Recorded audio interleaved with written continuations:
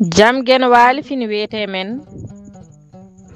ñande mawde nogas e jeetati jolal ujunɗe ɗe nogas e joyi ina hawre e jeegom dew hoddayru ujunere temen nayi capannayyi jeeɗiɗi min jafotako ete min jejjitta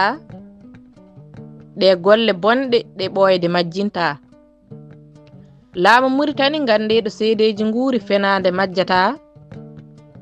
nogas e jeetati jolal wonko jolno e ɓerɗe yaltata nde nogas e jeetato harbiyankoɓe leñolam cupta ɓe mbiyani mbaɗani yarga mbaɗa o laamɗo ƴiƴiho weltinira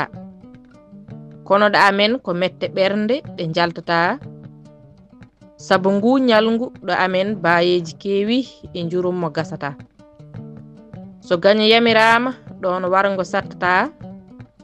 nde bonɓe nela yo gaddoy nga meela ala ko goto goto ɓe sagata ɓe mbaɗa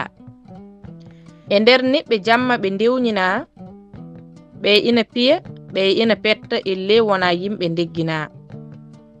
gande noon min deƴƴata ete on deƴƴata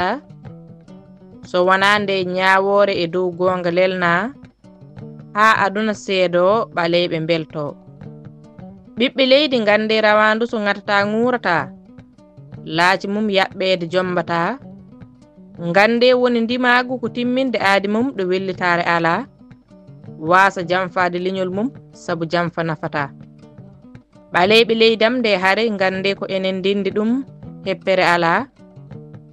ndenten kaɓoɗen yaware caloɗen so en ndewi polgu dañen kala to fenade wonno gubbiten lamdoɗen ñawore gonga pelliten ɗi ɓogge daaɗe kaɓɓiten rewo e worgo maayo wona keerol ganden enen kala daroɗen dadoɗen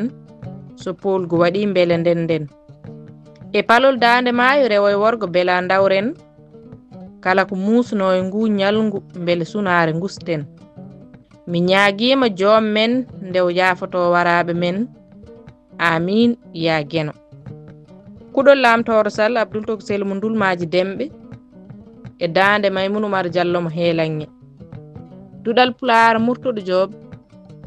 yo jaam ñallu ñallen e nder hen